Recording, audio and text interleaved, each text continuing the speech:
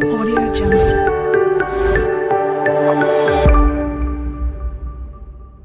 आइए, आज के इस दिलचस्प विश्लेषण में आपका स्वागत है।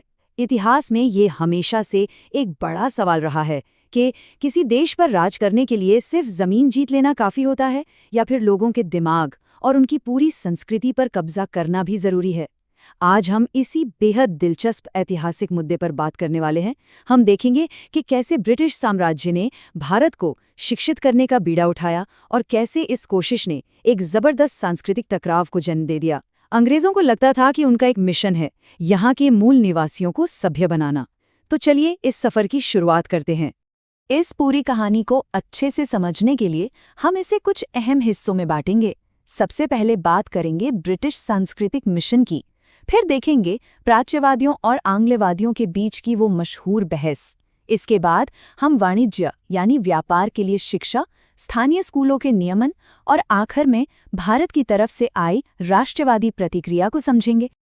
अब इस पूरी टाइमलाइन पर एक नज़र डालिए। ये समझना बहुत ज़रूरी है कि अंग्रेज़ों की नीतियां हमेशा एक जैसी नहीं थीं। शुरुआत में देखिए, 1781 में कलकत्ता मद्रसा और 1791 में हिंदू कॉलेज खुला। मतलब शुरू में वो हमारी स्थानीय परंपराओं का सम्मान कर रहे थे, लेकिन फिर 1835 के अंग्रेजी शिक्षा अधिनियम और 1854 के वुड के घोषणा पत्र तक आते आते सब कुछ बदल गया। उन्होंने पूरी तरह से पश्चिमी शिक्षा प्रणाली हम पर थोप दी। पर सवाल यह है कि ऐसा हुआ क्यों? आइए समझते हैं। तो हमारा पहला पड़ाव है ब्रिटिश सांस्कृतिक मिशन। चलिए उस दौर में चलते हैं जब कुछ ब्रिटिश अधिकारियों के मन में हमारे प्राचीन ग्रंथों के लिए वाकई एक गहरा सम्मान था।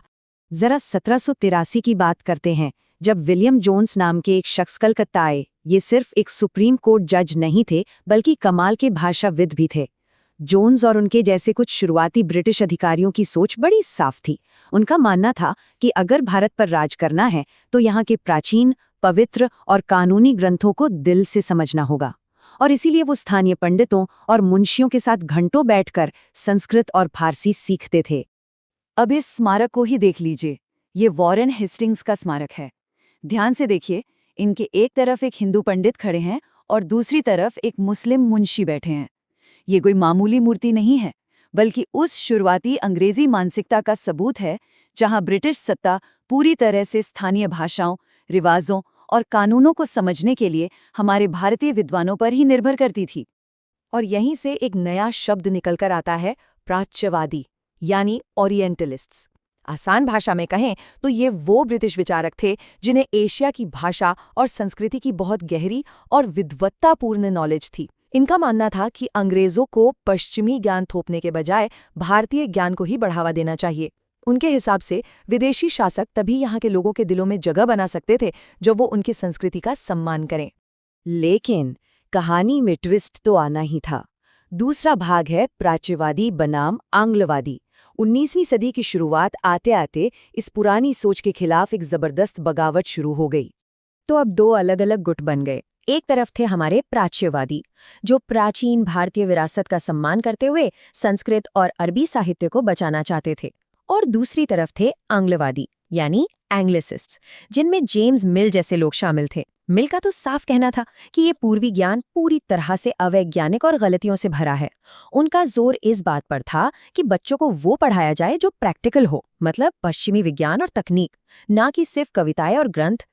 और इस आंग्लवादी सोच को सबसे ज्यादा आक्रामकता से आगे बढ़ाया इस इंसान ने, थॉमस बिंगटन मैकॉले। 1830 के दशक तक आते आते मैकॉले प्राच्यवादियों के सबसे बड़े दुश्मन बन गए थे। उनके मुताबिक भारत एक असभ्य देश था और इसे सभ्य बनाना अंग्रेजों की जिम्मेदारी थी। उनका ये बयान जरा गौर से सुनिए। उन्होंने पूरे घमंड के साथ कहा था कि एक अच्छे यूरोपीय पुस्तकालय की केवल एक अलमारी भारत और अरब के पूरे देशी साहित्य के बराबर है। सोचिए कितना बड़ा दावा था ये। इसी सांस्कृतिक तिरस्कार और घमंड ने 1835 के अंग्रेजी शिक्षा अधिनियम की नींव रखी। इसके बाद तो जैसे सब बदल गया। अंग्रेजी को उच्च शिक्षा का माध्यम बना दिया गया और हमारी पारंपरिक संस्थाओं को दरकिनार कर दिया गया। अब हम अपने विश्लेषण के तीसरे हिस्से पर आते हैं, वाणिज्य यानी व्यापार के लिए शिक्षा। चलिए देखते हैं कि 19वीं सदी के मध्य में शिक्षा कैसे सीधे तौर पर पैसे और प्रशासन से जुड़ गई। साल 1854 में ईस्ट इंडिया कंपनी ने एक बहुत अहम दस्तावेज जारी किया, जिसे वुड का घोषणा पत्र कहा जाता है। इसके लक्ष्य एकदम साफ और सधे हुए थे। इन्होंने कहा कि व्यवहारिक यूरोपीय शिक्षा पर जोर दिया जाए। क्यों? क्योंकि इसके पीछे सीधा सीधा अर्थशास्त्र था। अंग्रेजों को लगा कि जब भारतीय लोग यूरोपीय जीवन शैली को देखेंगे और समझेंगे तो उनकी पसंद बदल जाएगी। वो ब्रिटिश सामान खरीदेंगे, जिससे अंग्रेजों का व्यापार बढ़ेगा। इसके अलावा उनका ये भी मानना था कि इस पश्चिमी शिक्षा से लोगों का नैतिक चरित्र सुधरेगा, जिससे उन्हें अपनी सरकार चलाने के लिए भरोसेमंद और आज्ञाकारी सिविल सेवक मिल सकेंगे।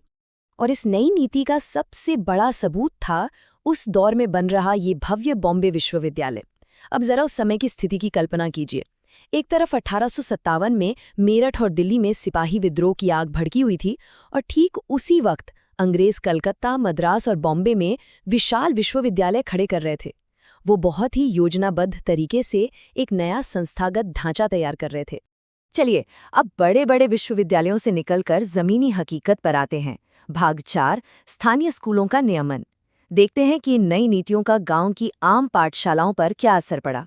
1830 के दशक में विलियम एडम नाम के एक स्कॉटिश मिशनरी ने बंगाल और बिहार का दौरा किया था, और उनकी रिपोर्ट के जो आंकड़े सामने आए ना, वो सच में हैरान करने वाले थे। क्या आप जानते हैं कि केवल बंगाल और बिहार में 1 लाख से ज्यादा स्थानीय पाठशालाएं थीं? जी हाँ, हर पाठशाला में भले ही 20 से कम बच्चे थे, लेकिन कुल मिलाकर 20 लाख से भी ज्यादा बच्चे वहां पढ़ रहे थे। इसका सीधा सा मतलब ये है कि अंग्रेजों के आने से बहुत पहले ही हमारे यहाँ स्थानीय शिक्षा का एक बेहद विशाल और शानदार नेटवर्क मौजूद था। लेकिन 1854 के बाद अंग्रेजों ने तय किया कि उन्हें इस पुराने सिस्टम को सुधारना है। हमारी पुरानी पाठशालाओं का सिस्टम बहुत लचीला था। कोई फिक्स फीस नहीं थी, पढ़ाई मौखिक होती थी, और सबसे बड़ी बात, कटाई के मौसम में जब गरीब किसानों के बच्चों को खेतों में काम करना होता था, तब स्कूल की छुट्टी रहती थी। पर अंग्रेजों का नया सिस्टम इसके एकदम उलट था। अब सब कुछ सख्त था। निश्चित सीटें, छपी हुई किताबें और रोजाना हाजिरी लगाना जरूरी। अगर कोई बच्चा कटाई के वक्त खेत में काम करने की वजह से स्कूल नहीं आ पाता, तो उसे सीधा अनुशासनहीन मान लिया जाता था। इन दोनों को एक साथ देखने पर पूरी कहानी खुद ब खुद समझ आ जाती है। एक तरफ वो सादी सी, किसी पेड़ के नीचे चलने वाली हमारी अपनी गांव की पाठशाला, जो लोगों की रोजमर्रा की जिंदगी के हिसाब से चलती थी, और दूसरी तरफ अंग्रेजों का थोपा हुआ, एकदम सख्त नियमों वाला बॉम्बे विश्वविद्यालय जैसा विशाल संस्थागत मॉडल। दोनों दुनिया एक दूसरे से बिल्कुल अलग थीं। जाहिर है, इस पूरे बदलाव पर देश खामोश तो नहीं रहने वाला था, और यहीं से शुरू होता है हमारा 5वां और आखिरी हिस्सा, राष्ट्रवादी प्रतिक्रिया। जब इस अंग्रेजी शिक्षा मॉडल का असर समाज पर दिखने लगा, तो भारतीय विचारकों ने इसके खिलाफ आवाज उठाई। महात्मा गांधी ने इस व्यवस्था पर शायद सबसे करारी चोट की। उनका कहना था, अंग्रेजी शिक्षा ने हमें गुलाम बना दिया है, साक्षरता अपने आप में शिक्षा नहीं है। उनका मानना था कि इस औपनिवेशिक शिक्षा ने हम भारतीयों के दिमाग में एक हीन भावना भर दी है, हमें अपनी ही संस्कृति से दूर कर दिया है और अपनी ही जमीन पर अजनबी बना दिया है। लेकिन एक दिलचस्प बात यह भी है कि राष्ट्रीय शिक्षा को लेकर सभी भारतीय विचारकों की सोच एकदम एक जैसी नहीं थी। महात्मा गांधी और रविंद्रनाथ टैगोर दोनों ही औपनिवेशिक शिक्षा के सख्त खिलाफ थे, पर उनके रास्ते अलग थे। गांधी जी का पूरा जोर स्थानीय भाषाओं और व्यवहारिक हस्तशिल्प पर था, और वो पश्चिमी मशीनों के बिल्कुल खिलाफ थे। वहीं दूसरी तरफ टैगोर चाहते थे कि आधुनिक पश्चिमी विज्ञान की अच्छी बातों को हमारी भारतीय परंपराओं और प्राकृतिक रचनात्मकता के साथ जोड़ दिया जाए। और टैगोर की इसी खूबसूरत सोच का जीता जागा उदाहरण था उनका स्कूल, शांति निकेतन, कैलकाटा की भीड़-भाड़ से दूर, एकदम प्रकृति के बीच। असल में बचपन में टैगोर को खुद स्कूल किसी जेल की तरह लगता था, इसीलिए उन्होंने एक ऐसी जगह बनाई जहां कक्षाएं खुले आसमान के नीचे चलती थी। एक ऐसा माहौल जहां बच्चे प्रकृति के साथ जुड़ सकें और उनकी रचनात्मकता बिना किसी डर के बाहर आ सके। शांति निकेतन में एक साथ बैठे महात्मा गांधी और रविंद्रनाथ टैगोर की ये तस्वीर अपने आप में बहुत कुछ कहती है। शिक्षा को लेकर भले ही इनकी विचारधाराओं में थोड़ा अंतर था, लेकिन दोनों का लक्ष्य एक ही था। दोनों एक ऐसी शिक्षा प्रणाली चाहते थे जो पूरी तरह स्वतंत्र हो, जो हम भारतीयों को हमारा खोया हुआ सम्मान वापस दिलाए, और जो अंग्रेजों की शर्तों पर बिल्कुल न हो। तो इतिहास के पन्नों से गुजरने के बाद आज हम एक बहुत ही गहरे सवाल पर आकर रुकते हैं। भारत आज आजाद है, लेकिन ये सवाल आज भी हमारे बीच गूंजता है। आखिर वास्तव में राष्ट्रीय शिक्षा क्या है? और सबसे जरूरी बात, यह तय करने का अधिकार किसे है? क्या शिक्षा का मतलब सिर्फ किताबें रटना है या एक बेहतरीन चरित्र का निर्माण करना? ब्रिटिश नीतियों से लेकर आज के स्कूलों तक ये पूरा इतिहास हमें सोचने पर मजबूर जरूर करता है। उम्मीद है इस विश्लेषण से आपको इस विषय को एक नए नजरिए से देखने में मदद मिली होगी। आगे भी ऐसे ही सीखते रहिए और हाँ, सही सवाल पूछना कभी बंद मत कीजिए।